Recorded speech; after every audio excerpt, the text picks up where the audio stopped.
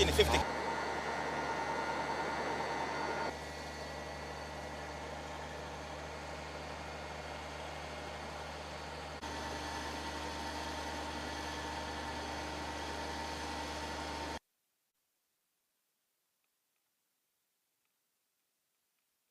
Kwa sasa mavuno na kupanda viendelea pamoja.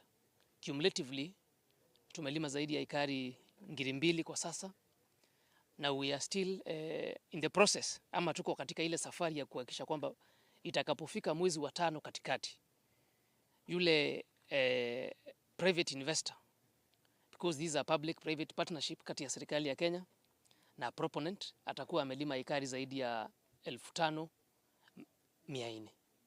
Na come mid-April. In future, we are looking at addressing the issue of food security in a big way, because currently the country is importing over $4 billion worth of food. So with the implementation of this project alone, we can be sure that we'll have addressed 50% of that, and that's how we'll make our country food secure.